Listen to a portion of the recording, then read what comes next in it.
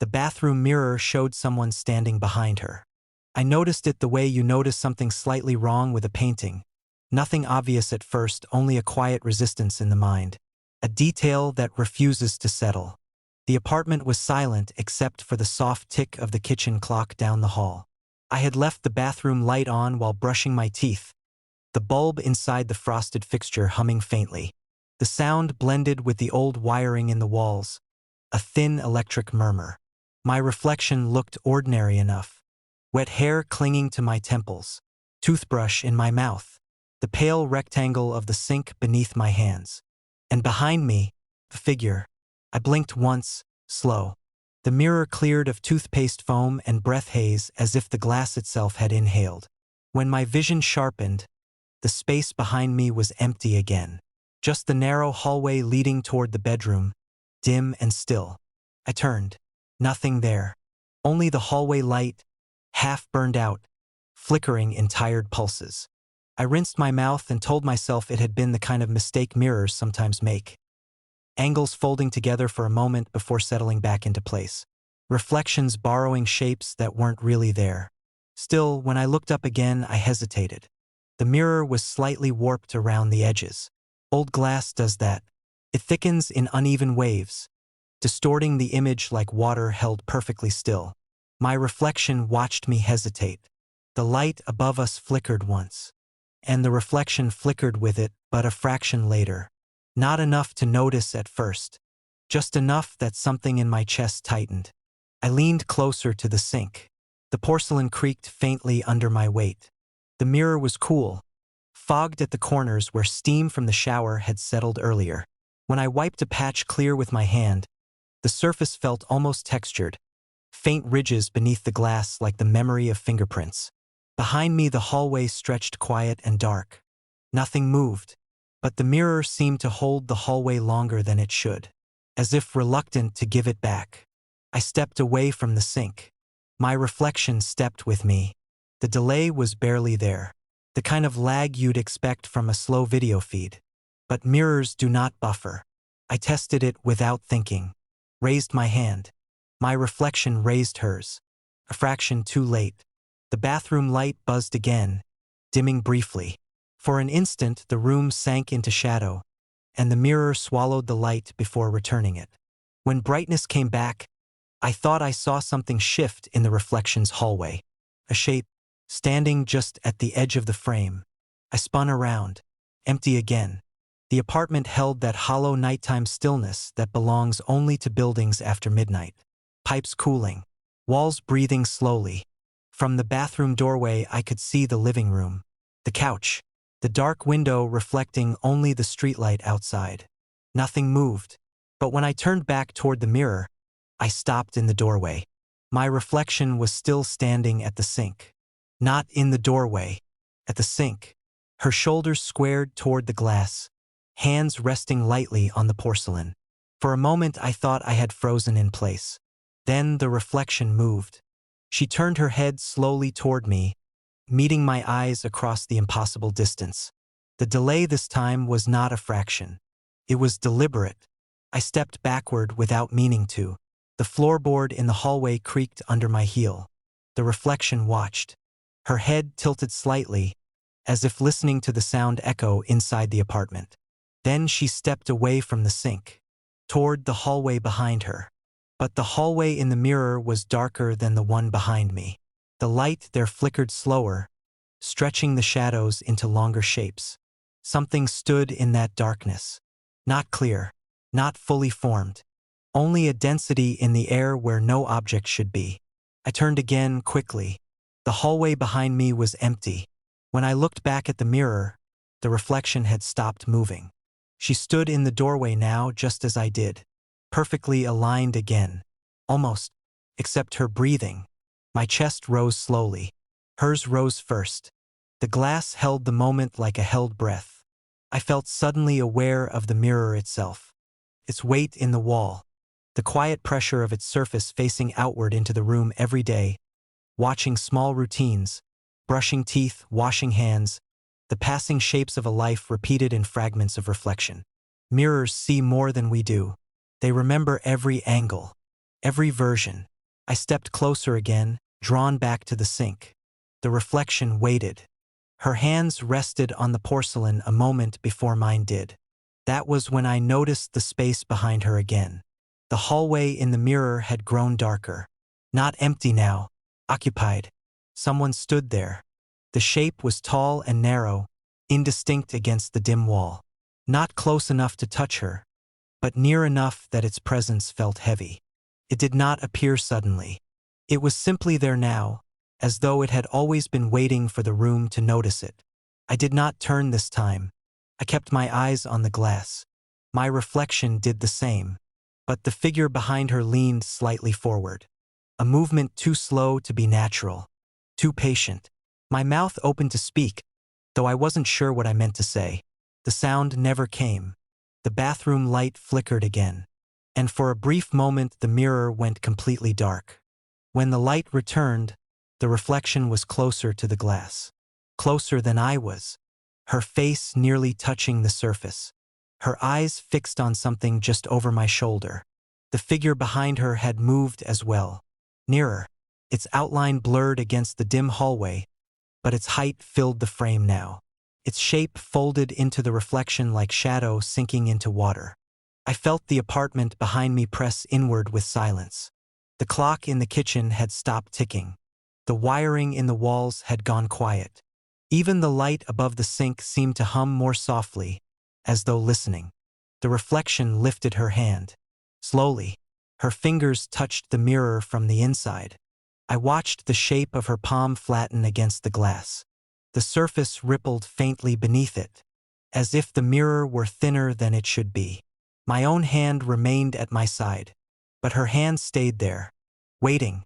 Behind her the figure leaned closer still, close enough that its head hovered just beside her ear. It did not breathe. It did not move. Yet the reflection seemed aware of it in a way I could not understand.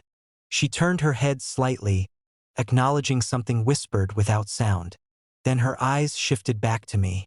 They held a quiet familiarity now. Something patient. Something certain. The kind of look someone gives when they have already seen what comes next. I realized then that the reflection was no longer waiting for me to move. She already knew when I would. The bathroom light flickered once more. And in the mirror, before I even began to turn, my reflection slowly looked over her shoulder. Her phone's flashlight turned on by itself. I didn't notice it immediately. The house was quiet in the particular way houses become after midnight, when even the small sounds settle into the walls. The refrigerator had stopped humming. The pipes had cooled. Outside, the street was empty. I was sitting on the couch with the television off, scrolling without really reading. The screen dimmed. Then the flashlight came on. It spilled across my lap in a thin, white beam that cut through the dark living room. For a moment I just stared at it, not quite processing what had happened. My thumb hovered over the glass. I hadn't touched the icon. The beam trembled slightly with the small movements of my breathing. It stretched across the coffee table, lighting the corner of a book and the rim of a mug I'd forgotten to take to the kitchen. I turned the flashlight off. The living room returned to its softer darkness. Only the faint glow of the phone screen remained, lighting my hands in pale blue. I assumed I'd brushed something accidentally. Phones do that. I placed it beside me on the couch cushion. The silence of the house folded back into place.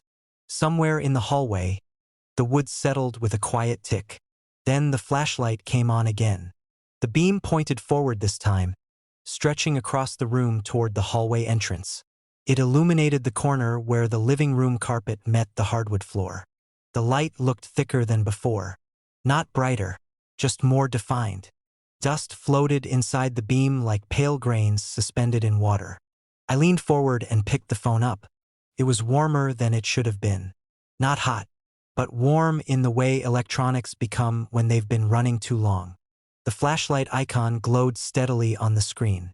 I turned it off again. The darkness returned. The couch creaked softly as I leaned back, the familiar weight of the room settling around me. The house felt normal again, walls where they should be, shadows behaving properly. I told myself it had been a glitch. The phone vibrated faintly against my palm. The flashlight came on again. This time the beam pointed at the hallway wall. Not the floor. The wall. It rested on the pale paint halfway up the surface, revealing the faint texture of the drywall and a small scuff near the baseboard I had never noticed before. The beam didn't wander. It held there, steady, as if it were highlighting something. I angled the phone downward.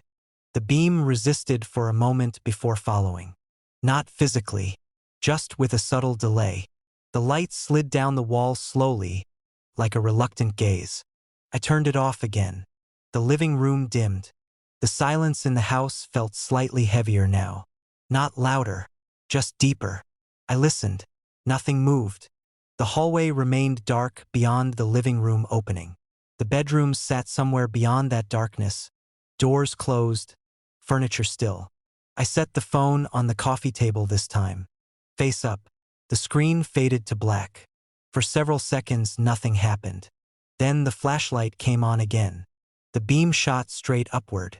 It struck the ceiling and spread across the white paint in a soft circle. The texture of the plaster became visible there, small imperfections catching the light like tiny ridges. The phone itself didn't move, but the beam did. It shifted slowly across the ceiling. Not sweeping, gliding, as though someone were walking with a flashlight just beneath the surface of the plaster. I watched the circle of light drift toward the hallway entrance. My throat tightened. The beam reached the edge of the ceiling above the hallway and stopped. It held there for a long moment. The phone was very warm now. I could feel the heat radiating faintly from where it rested on the table. Then the beam tilted downward. Slowly, the circle of light slid down the hallway wall, revealing the picture frame hanging there, the one with the old photograph of my parents' house. The beam lingered on the glass. For a moment, I saw my own reflection in the photograph. Small, distorted. Then the beam moved again. It drifted lower along the wall, down to the floor, and then further, into the hallway itself. The flashlight beam stretched along the floorboards like a narrow path of pale fog. It stopped halfway down the hallway. There was nothing there, just empty floor and the closed bedroom door beyond it. Still, the beam remained fixed on that spot. Dust moved slowly within the light. The house was completely silent now. Even the refrigerator had not resumed its quiet hum. The stillness pressed softly against my ears. I stood up. The couch cushion exhaled behind me. As I stepped toward the table, the flashlight flicked off. The hallway disappeared back into darkness. I picked up the phone. It felt almost hot. The screen was black. The flashlight icon dark. I waited. The phone vibrated once. Then the flashlight came on again. The beam snapped forward instantly. Not at the hallway this time. At the far corner of the living room. The corner where the wall met the tall bookshelf. The beam climbed the shelves slowly, illuminating the edges of the books. The faint dust gathered along their tops. It reached the highest shelf, then stopped. The circle of light held against the empty wall above the books. The air inside the beam seemed thicker now. Particles floating in it moved slowly, gathering. The warmth in the phone deepened against my fingers. I felt suddenly aware of the rest of the room behind me. The couch, the dark television screen, the silent kitchen beyond the living room archway. The beam trembled slightly. Then it rose, just a few inches higher, as if adjusting to a taller height. My breath caught. The light remained fixed there, not drifting, not flickering, only waiting. The silence in the house stretched around the beam like held breath. I began to lower the phone. The beam followed reluctantly, then stopped halfway down, returning to that same spot above the bookshelf. Exactly the same height, as if that were where it needed to look. The warmth of the phone spread through my palm. Slowly, the beam shifted sideways, not across the wall, across the room. It slid away from the bookshelf and into the open air of the living room. The light hovered there, in the empty space beside the couch, at about the height of someone's shoulders. I stood very still. The beam trembled once, then lifted slightly higher. as if whatever it had been aimed at had just straightened to stand up.